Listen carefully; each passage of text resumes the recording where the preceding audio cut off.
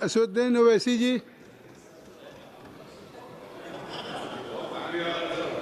محترم چیئرمین صاحب.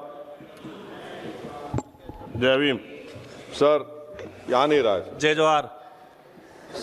سر بہت شکریہ سر، آپ نے مجھے ایک اہم بل پر بولنے کا موقع دیا. سر اس وطن عزیز کے غریب، بے روزگار اور بھوکے لوگ اس ایوان میں موجود برسر اقتدار جماعت کے لوگوں کو ایک پیغام دینا چاہ رہے ہیں کہ شاعر نے کہا کہ بھوکوں کی نظر میں بجلی ہے، توپوں کے دہانے ٹھنڈے ہیں، تقدیر کی لب پہ جنبش ہے، تدبیر دم توڑ رہی ہے. سر اس طرح کا ایک قانون بنانے کی کوشش کی جا رہی ہے جس سے غریبوں کو فائدہ ہوتا تھا.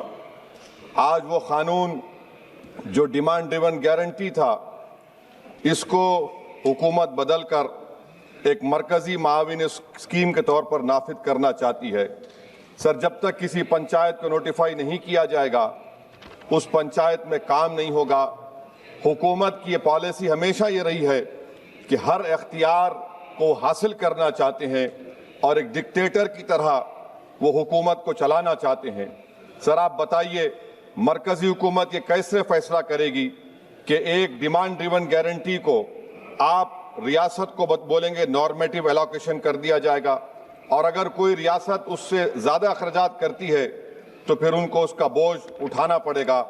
مطالبہ پر مبنی گارنٹی کو ایک سپلائی ڈیمانڈ پروگرام پہ تبدیل کیا جا رہا ہے.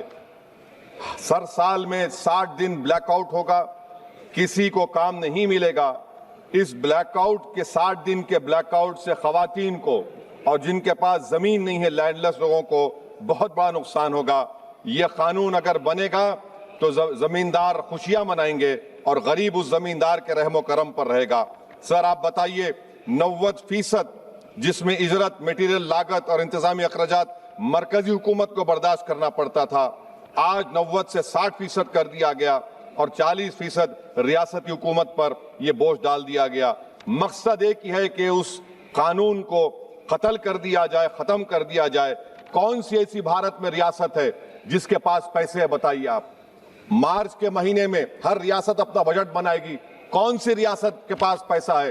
تو یہ معلوم ہو رہا ہے کہ سرکار غریبوں کے خلاف ہے، غربت کا خاتمہ نہیں کرنا چاہتی. سر آدھار اور ڈیجیٹل نظام، آپ جانتے ہیں کہ مزدور کی انگلیوں کے نشانات نہیں ملتے کیونکہ وہ غریب اتنی محنت کرتا ہے کہ اس کے نشان مٹ جاتے ہیں. تو بایو میٹرک اوتھینٹیکیشن کی بات ہوتی ہے.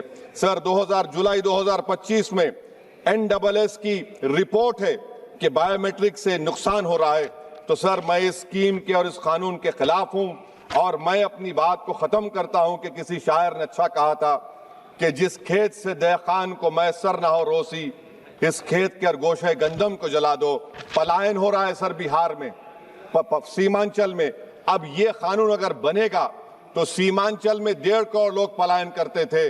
مجھے افسوس کے ساتھ کہنا پڑے گا کہ تعداد بڑھ جائے گی، مگر بھارت کا غریب دیکھ رہا ہے، بھوکا دیکھ رہا ہے، اس کا جواب ضرور دے گا. Thank you sir.